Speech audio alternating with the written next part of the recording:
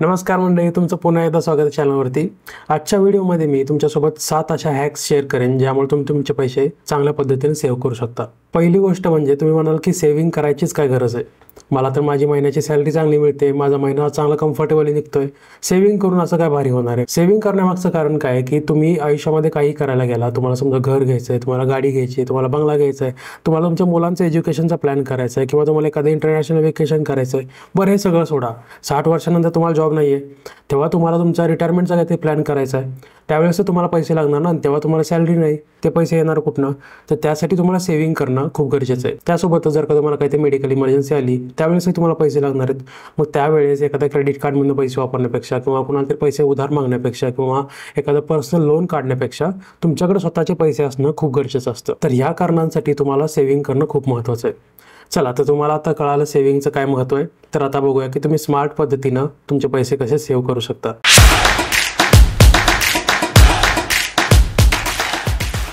पहिली गोष्ट, ॲटोमॅट your savings. ह्याचा अर्थ काय होतो, जेव्हा पण तुम्ही एखादी हॅबिट चालू करणार आहे तेव्हा ते ॲटोमॅटिक होणं खूप गरजेचं असतं, त्यामध्ये फ्रिक्शन कमी असणं खूप गरजेचं असतं।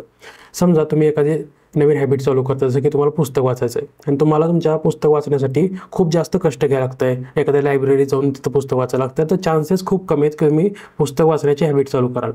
पण जर का पुस्तक तुमच्या सोबत असेल नेहमी, तर तुम्ही ते कंटिन्युअसली वाचू शकता। त्याच पद्धतीनं जर का तुम्हाला पैसे सेव्हिंग करायची हॅबिट लावायची आहे, तर त्यासाठी तुम्हाला तुमच्या अकाउंटमधून फ्रिक्शनलेस पैसे कट होऊन एखाद्या SIP मध्ये जाणं किंवा दुसऱ्या बँकेच्या अकाउंटमध्ये जाणं हे करणं खूप गरजेचं असतं, ज्यामुळं फ्रिक्शन कमी होतं आणि तुमचे पैसे ऑटोमॅटिकली सेव्ह होणं सुरू होतं। तर त्यासाठी तुम्ही काय करू शकता, तुम्ही एखादा SIP सुरू करू शकता, ज्यामुळे तुमच्या अकाउंटमधून पैसे कट होतील आणि SIPसाठी तुमच्या म्युच्युअल फंडच्या अकाउंटमध्ये पैसे जातील। तर त्यामुळे तुमच्या अकाउंटमधून पैसे कट होऊन गेल्यामुळे तुम्हाला कळणार पण नाही की तुम्ही सेव्हिंग करताय आणि तुमचे जास्तीत जास्त पैसे सेव्ह व्हायला चालू होतील। दुसरा पॉईंट आहे की शॉपिंगची लिस्ट तयार करा आणि त्याच लिस्टनुसार तुम्ही शॉपिंग करायला सुरू करा। काय होतं, जेव्हा पण आपण एखाद्या सुपर मार्केटमध्ये जातो, समजा तुम्ही DMartमध्ये गेला किंवा तुम्ही एखाद्या स्टार बाजारमध्ये गेला, तिथं अशा बऱ्याचशा गोष्टी दिसतात ज्याची तुम्हाला ॲक्च्युअली गरज नाही आहे, पण तुम्हाला वाटतं की यार हे डिस्काउंटवरती चालू आहे, आपण ही गोष्ट घेऊया। किंवा तुम्ही ऑनलाईन शॉपिंग करायला गेला Amazonवरती, फ्लिपकार्टवरती, मग तिथं अशी ऑफर असते की ही गोष्ट घेतल्यावरती ही डिस्काउंटवरती मिळते किंवा लोकांनी ह्या गोष्टीसोबत ही गोष्ट पण विकत घेतली आहे। तर मग अशा गोष्टीमध्ये आपण काय होतं की आपल्या बजेटच्या बाहेर जाऊन अजून जास्त गोष्टी खरेदी करायला चालू करतो। त्यामुळे जेव्हा पण तुम्ही खरेदी करायला जाणार आहे, समजा तुम्ही भाजीपालासुद्धा आणायला गेला, तर त्याची एक लिस्ट तयार करून ठेवा।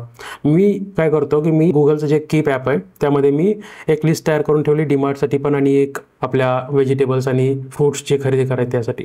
जेव्हा पण आपल्याला ज्या गोष्टी आणायच्या त्या लिस्टमध्ये ॲड करायच्या आणि त्याच गोष्टी खरेदी करून माघारी यायचं, जेणेकरून तुमचं बजेटिंग पण चांगलं होतं आणि तुम्ही वायफळ गोष्टी पण जास्त खरेदी करत नाही। आता यासाठी तुम्ही काय करायचं, जर का तुम्हाला बजेटिंगबद्दल जास्त इन्फॉर्मेशन पाहिजे असेल तर मी एक सेपरेट व्हिडिओ बनवला आहे, तर तुम्ही नक्की बघा।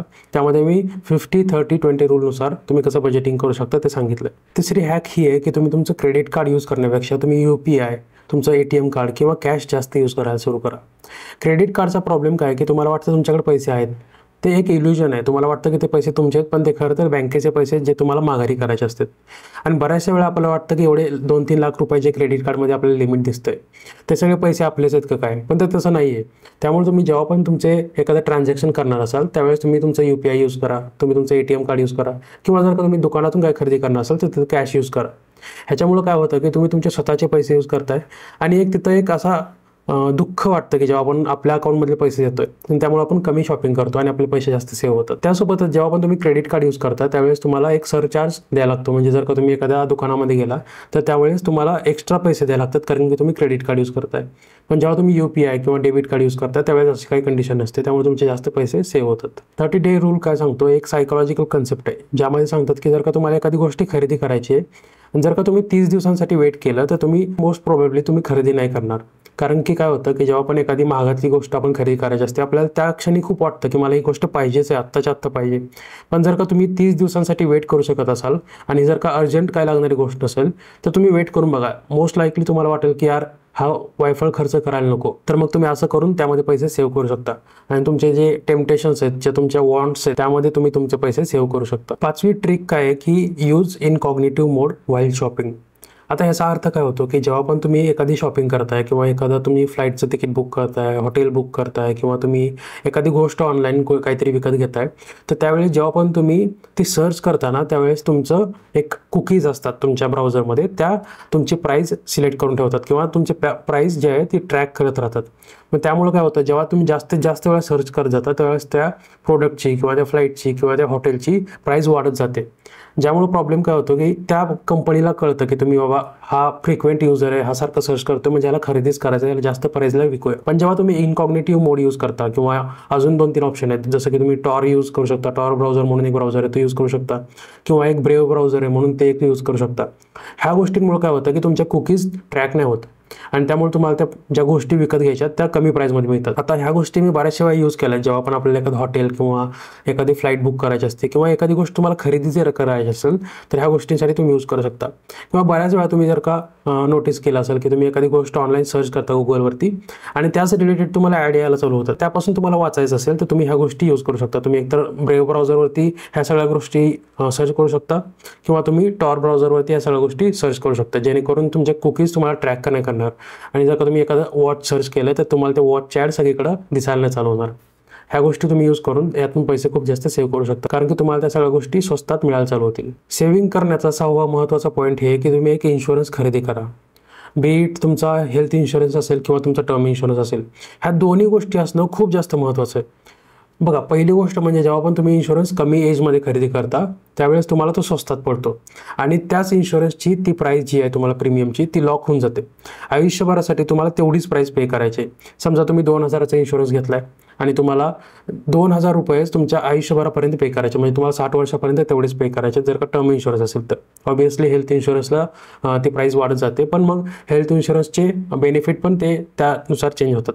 पण तुम्ही टर्म इन्शुरन्स जर का एक प्राईजला लॉक केला तर त्याच प्राईजला तुम्ही आयुष्यभर ते तेवढी प्राईस पे करत आहात. आणि जर का तुम्हाला आत्ता 2,000 जास्त वाटत असेल तर पण जेव्हा तुम्ही 60 वर्षाचे असाल त्यावेळेस तुमच्यासाठी 2,000 काहीच नसणार आहेत, कारण की तुमची सॅलरी पण वाढणार आहे आणि त्यावेळेस 2,000ची किंमत एवढी जास्त नसणार, कारण की इन्फ्लेशन जास्त असणार. तर इन्शुरन्स घेणं खूप महत्त्वाचं आहे, कारण की आत्ता तुम्ही कमी एजमध्ये घेतला तर तुम्ही आजारी पण जास्त पडण्याचे चान्सेस नाहीत, त्यासोबतच तुम्हाला काही सिकनेस असण्याचे पण चान्सेस जास्त नाहीत.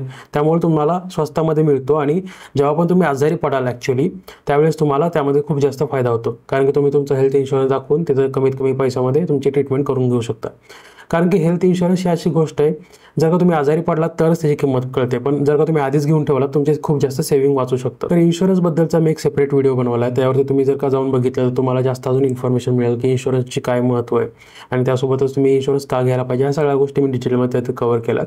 तर तो व्हिडिओ तुम्ही नक्की जाऊन बघा. आणि 7वी खूप महत्त्वाची हॅक आहे की कोणती पण गोष्ट बल्कमध्ये बाय करा. तर याचा फायदा काय होतो की जेव्हा पण तुम्ही एखादी गोष्ट बल्कमध्ये परचेस करता तर त्याची प्राईस कमी पडते. समजा तुम्ही जर का शॅम्पू खरेदी करायला गेलाय, त्याची जर का तुम्ही छोटी बॉटल घेतली तर त्याची प्राईस जास्त असते, पण जर का तुम्ही त्यातलीच मोठी बॉटल घेतली तर त्याची प्राईस कमी असते. असं जर का केलं तर तुम्ही जास्त पैसे सेव्ह करू शकता. समजा तुम्ही अशा गोष्टी घ्या ज्या लवकर खराब नाही होणार आणि ज्या तुम्हाला डेली यूज करायला लागतात, जसं की सोप असेल म्हणा किंवा तुमचे कोलगेट असेल म्हणा किंवा ब्रश असतील, अशा बारक्या बारक्या गोष्टी ज्या खराब नाही होत आणि त्याची एक्सपायरी डेट चेक करून घ्या, जेणेकरून त्या जास्त दिवस जरी तुम्ही ठेवला तरी ते खराब नाही होणार.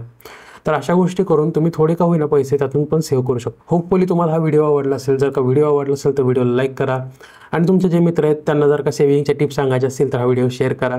Thank you for watching. Stay curious. Bye bye.